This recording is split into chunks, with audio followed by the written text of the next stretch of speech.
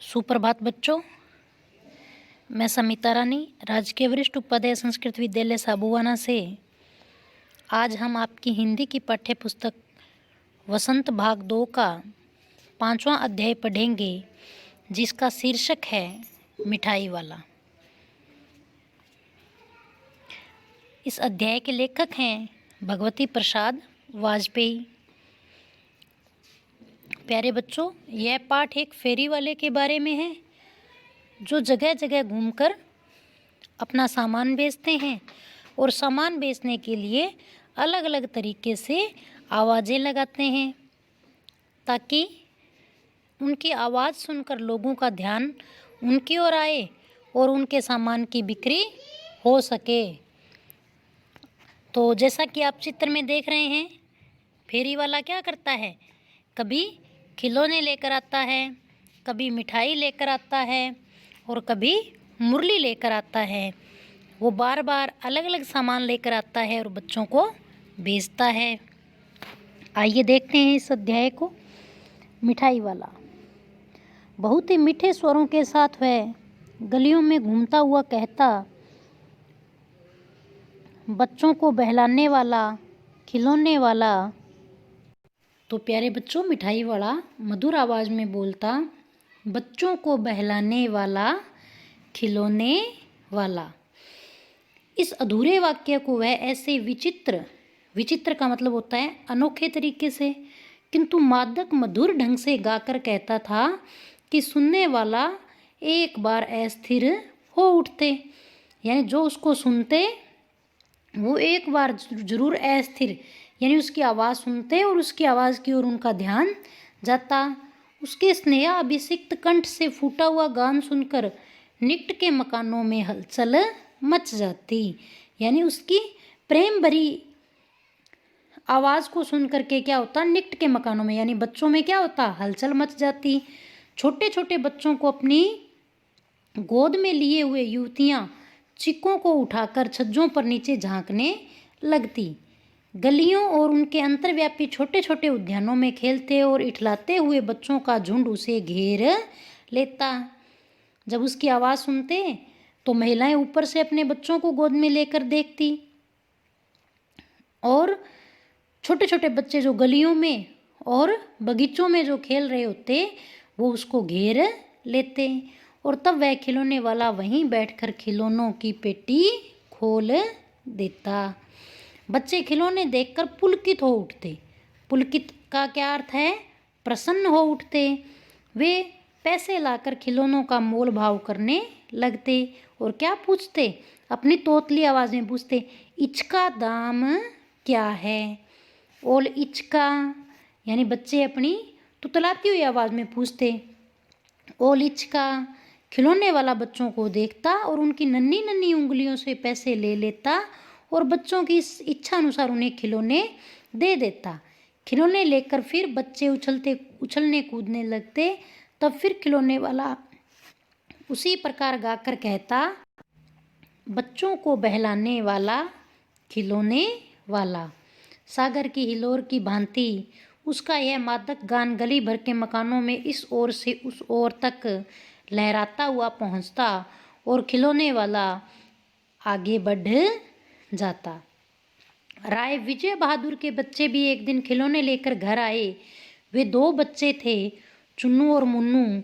चुन्नू जब खिलौने ले आया और बोला, मेला घोला कैच्छा छुंदले, यानी मेरा घोड़ा कितना सुंदर है।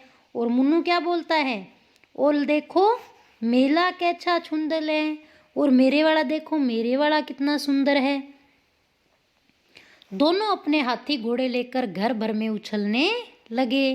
इन बच्चों की माँ रोहिणी कुछ देर तक खड़े खड़े उनका खेल निरखती रही, यानी देखती रही। अंत में दोनों बच्चों को बुलाकर उसने पूछा, अरे ओ चुन्नू मुन्नू, ये खिलौने तुमने कितने में लिए हैं। मुन्नू बोला, 2 पैसे में खिलौने वाला दे गए हैं। रोहिणी सोचने लगी, इतने सस्ते कैसे दे गया है, कैसे दे गया है, यह तो वही जाने, लेकिन दे तो गया है, इतना तो निश्चय है, यानी इतना तो पक्का है। एक जरा सी बात ठहरी, रोहिणी अपने काम में लग गई। फिर कभी उसे इस पर विचार करने की आवश्यकता भी भला क्यों पड़ती।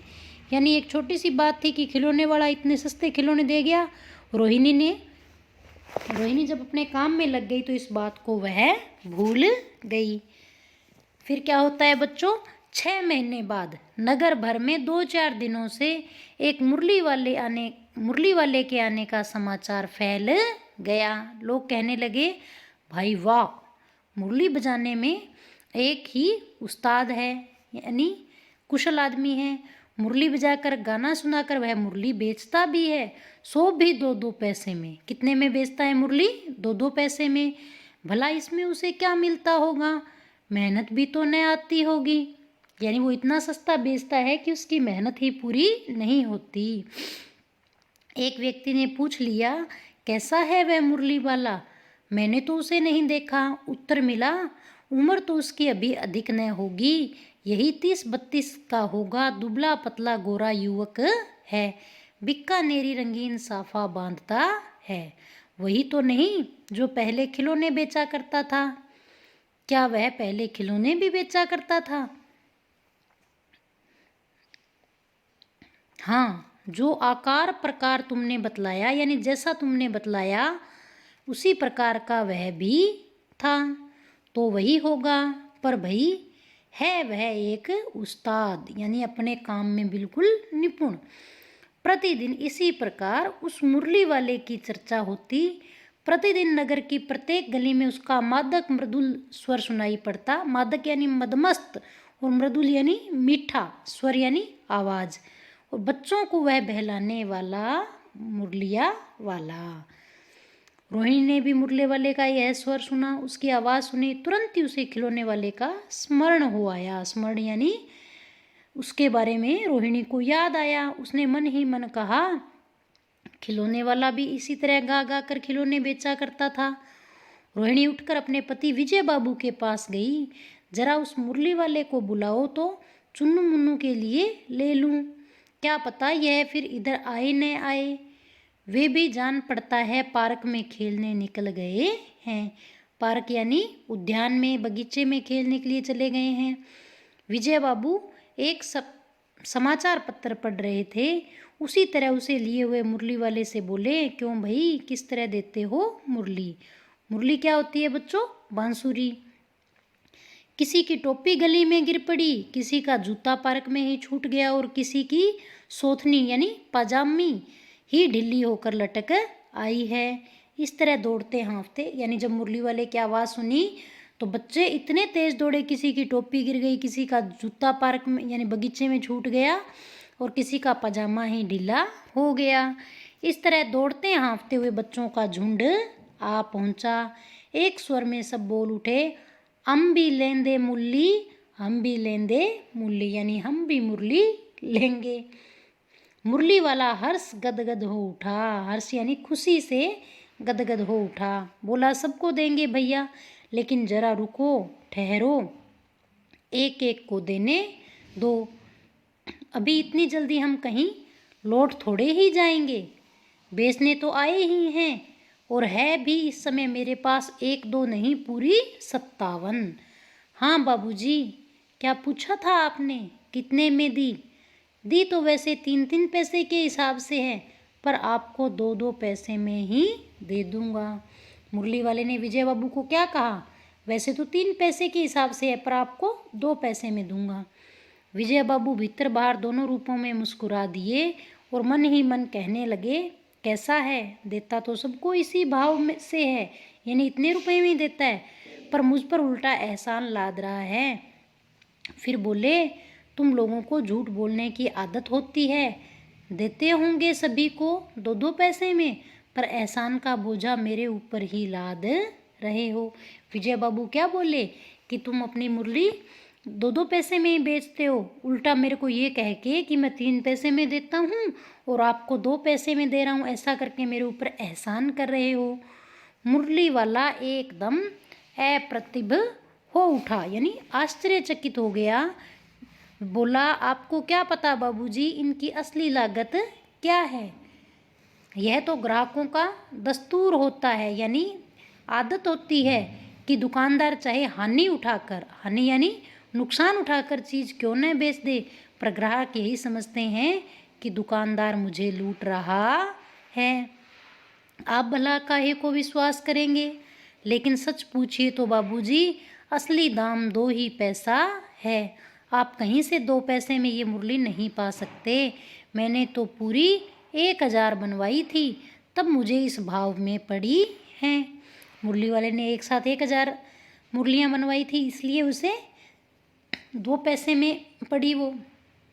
विजय बाबू बोले, अच्छा मुझे ज़्यादा वक्त नहीं, जल्दी से 2 ठो निकाल दो। 2 मुरलियाँ लेकर विजय बाबू फिर मकान के भीतर यानी अंदर पहुंच गए। मुरली वाला देर तक उन बच्चों के झुंड में मुरलियाँ बेचता रहा। उसके पास कई रंग की मुरलियाँ थी। बच्चे जो रंग पसंद करते, मुरली वाला उसी रंग की मुरली निकाल देता। यह बड़ी अच्छी मुरली है, तुम यही ले लो बाबू। राजा बाबू, तुम्हारे लायक तो बस यह है। हाँ भैया, तुमको वही देंगे, ये लो। तुमको वैसी न चाहिए, यह नारंगी रंग की। अच्छा वही लो। ले आए पैसे? अच्छा ये लो, तुम्हारे लिए मैंने पहले से ही ये निकाल रखी थी। तुमको पैसे नहीं मिले? तुमने अम्मा से ठीक तरह से मांगे न होंगे। धोती पकड़कर पैरों में लिपटकर अम्मा से पैसे मांगे जाते हैं। मुरली वाला क्या बता रहा है बच्चे को कि तुम्हें पैसे नहीं मिले, तुमने अपनी अम्मा से अच्छी तरह से पैसे नहीं मांगे। कैसे मांगने थे? धोती पकड़नी चाहिए थी और पैरों में लिपट जाना चाहिए था। फिर क्या करती? फिर खुद ब खुद अम्मा को पैसे देने पड़ते। बाबू हाँ, फिर जाओ, अब की बार मिल जाएंगे। दुअन्नी है तो क्या हुआ, ये लो पैसे वापस लो। ठीक हो गया न हिसाब? मिल गए पैसे? देखो मैंने तरकीब बताई, तरकीब यानी तरीका बताया। अच्छा अब तो किसी को नहीं लेना है, सब ले चुके। तुम्हारी माँ के पास पैसे नहीं हैं? अच्छा तुम भी यह लो। अच्छा तो अब मैं चलता हूँ। इस तरह मुरली वाला बच्चों को मुरलियाँ बांटकर आगे बढ़ गया।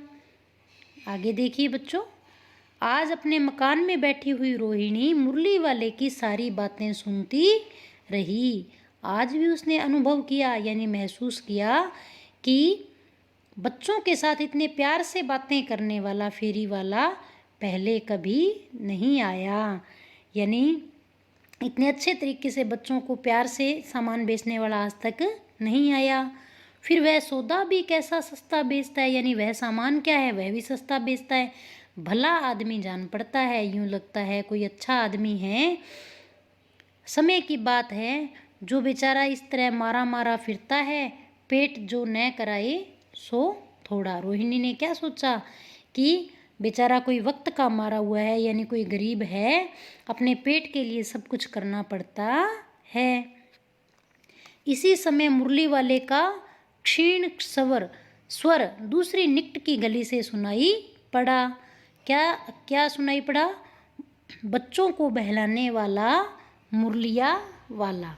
क्षीण का मतलब होता है यानी जब वो दूर चला गया तो कमज़ोर आवाज़ में उसकी आवाज़ सुनाई दी। रोहिणी इसे सुनकर मन ही मन कहने लगी, और स्वर कैसा मीठा है इसका।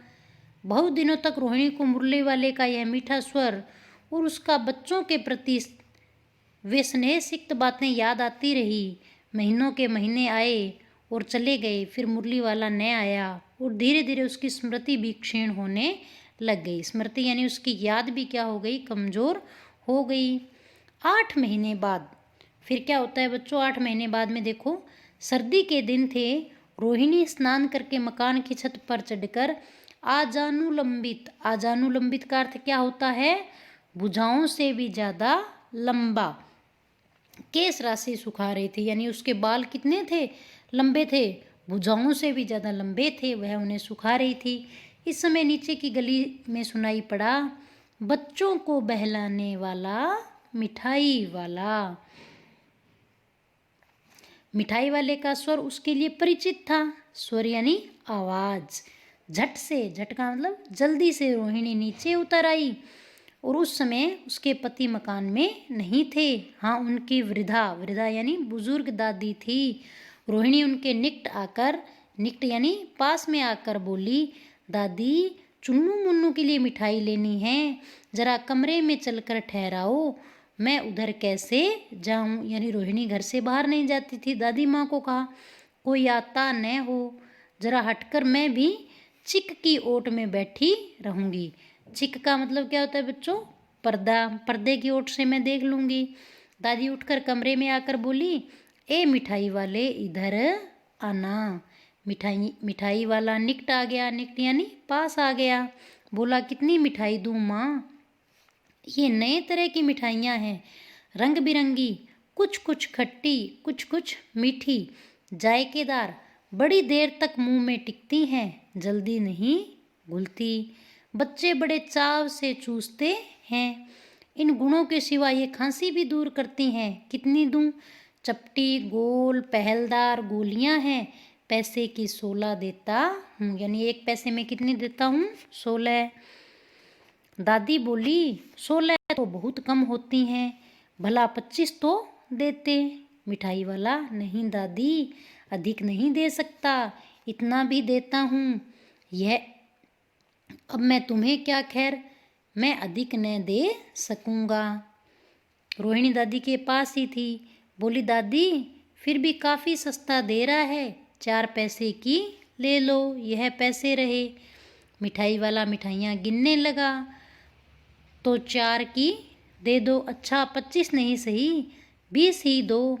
अरे हाँ, मैं बूढ़ी हुई, मोल भाव अब मुझे ज़्यादा करना आता भी नहीं। किसने कही ये बातें? ये दादी माँ ने कही। कहते हुए दादी के पोपले मुंह से जरा सी मुस्कुराहट फूट निकली। पोपले मुंह से यानी मुंह में दांत नहीं थे। रोहिणी ने दादी से कहा, दादी इससे पूछो, तुम इस शहर में और कभी भी आए थे या पहली बार आए हो? यहाँ के निवासी तो तुम हो नहीं। रोहिणी ने दादी माँ से कहा कि इससे पूछो कि ये पहले भी आया है इस शहर में। दादी ने इस कथन को दोहराने की चेष्टा की थी, यानी कोशिश ही की थी कि मिठाई वाले ने उत्तर दिया, पहली बार नहीं आया, मैं और भी कई बार आ चुका हूँ। रोहिणी चिक की आड़ से ही बोली, पहले यही मिठाई बेचते हुए आए थे या और कोई चीज़ लेकर? क्योंकि रोहिणी जानना चाहती थी। उसकी वही परिचित आवाज़ थी, पहले खिलौने वाला, फिर मुरली वाला और अब मिठाई वाला। तो इसलिए वह पूछ रही थी कि पहले आप क्या बेचने आए थे?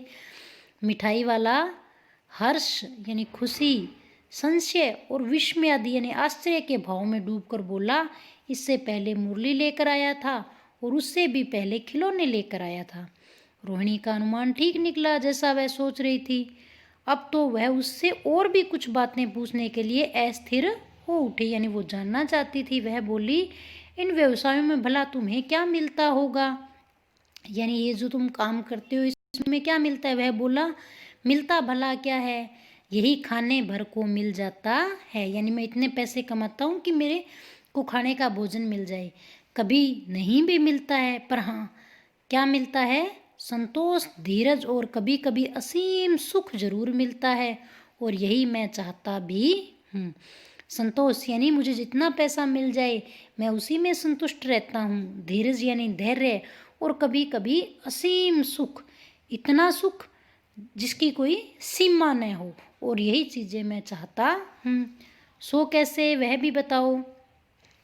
अब व्यर्थ उन बातों की क्यों चर्चा करूँ? व्यर्थ यानी फालतू में, उन्हें आप जाने ही दें। उन बातों को सुनकर आपको दुख ही होगा। तो रोहिणी कहती है, जब इतना बताया है तब और भी बता दो। मैं बहुत उत्सुक हूँ, यानी जिज्ञासु हूँ। इच्छा है मेरी कि तुम्हारा हर्जा न होगा। हर्जा यानी नुकसान नहीं होगा। मिठाई मैं और भी ले लूँगी। रोहिणी ने क्या कहा कि जब इतनी बात बता दी है तो और भी बात बताओ, आपका नुकसान नहीं होगा, मैं मिठाई और भी ले लूँगी। अतिशय गंभीरता के साथ मिठाई वाले ने कहा, मैं भी अपने नगर का एक प्रतिष्ठित आदमी था। मकान, व्यवसाय, गाड़ी घोड़े, नौकर चाकर सभी कुछ था। स्त्री थी, छोटे छोटे 2 बच्चे भी थे। मेरा वह सोने का संसार था। यानी मैं भी बहुत अमीर आदमी था, मेरे पास सब कुछ था, मकान, काम, गाड़ी घोड़े, नौकर चाकर, और मेरी पत्नी भी थी और 2 छोटे छोटे बच्चे भी थे। और मैं वह मेरा जो संसार था वह बहुत सुंदर था। बाहर संपत्ति का वैभव था, यानी घर से बाहर तो मेरे पास पैसा था, और भीतर सांसारिक सुख था। सांसारिक सुख यानी स्त्री सुंदरी थी, मेरी प्राण थी, यानी मुझे बहुत प्रिय थी। और बच्चे ऐसे सुंदर जैसे सोने के संजीव खिलौने, यानी मेरे बच्चे इतने प्यारे थे जैसे सोने के बने हुए खिलौने हों। उनकी अटखेलियों के मारे घर में कोलाहल मचा रहता। अटखेलियों यानी उनकी शरारतों से घर में क्या होता, कोलाहल यानी शोर मचा रहता था। लेकिन समय की गति, विधाता की लीला यानी भगवान की मर्जी अब कोई नहीं है। दादी प्राण निकाले नहीं निकले, इसलिए अपने उन बच्चों की खोज में निकला हूँ। यानी मेरे बच्चे और मेरी पत्नी नहीं रहे और मैं उनकी खोज में निकला हूँ। वे सब अंत में होंगे तो यहीं कहीं, और आखिर कहीं न जन्मे ही होंगे, यानी कहीं उन्होंने जन्म लिया होगा। उस तरह रहता तो घुल घुल कर मरता, यानी उनके दुख में क्या होता, मैं घुल घुल कर मर जाता।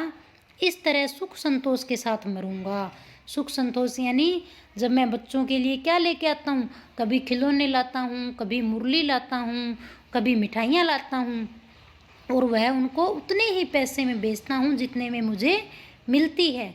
तो इससे मुझे क्या होता है, मुझे खुशी मिलती है और मुझे संतोष मिलता है, सुख मिलता है। मुझे यूँ लगता है कि मैं अपने बच्चों को ही ये सामान दे रहा हूँ। इस तरह के जीवन में कभी कभी अपने उन बच्चों की एक झलक सी मिल जाती है। इस तरह के जीवन में, कैसे जीवन में, जब वह सामान बेचने आता और उसे बहुत सारे बच्चे मिलते तो उसे यूँ लगता कि मुझे मेरे बच्चे मिल गए हैं। ऐसा जान पड़ता है जैसे वे इन्हीं में उछलकर हंस खेल रहे हैं। पैसों की कमी थोड़ी ही है, आपकी दया से पैसे तो काफ़ी हैं, जो नहीं है इस तरह उसी को पा जाता हूँ। यानी मेरे पास पैसा तो बहुत है, मेरे पास क्या नहीं है, बच्चे नहीं हैं, और इन बच्चों को वह सामान बांट कर मैं उनका प्यार पा लेता हूँ। रोहिणी ने अब मिठाई वाले की ओर देखा, उसकी आंखें आंसुओं से तर है। इस समय चुन्नू मुन्नू आ गए। रोहिणी से लिपटकर उसका आंचल पकड़कर बोले, अम्मा मिठाई मुझसे लो। यह कहकर तत्काल तत्काल यानी उसी समय कागज़ की 2 पुड़ियाँ मिठाइयों से भरी मिठाई वाले ने चुन्नू मुन्नू को दे दी। रोहिणी ने भीतर से पैसे फेंक दिए। मिठाई वाले ने पेटी उठाई और कहा, अब इस बार ये पैसे न लूँगा। दादी बोली, अरे अरे न अपने पैसे लिए जा भाई। तब तक आगे फिर स्वर सुनाई पड़े, उसी प्रकार मादक मृदुल स्वर में, बच्चों को बहलाने वाला मिठाई वाला। यानी दादी ने जब तक उसको आवाज़ लगाई वह आगे की ओर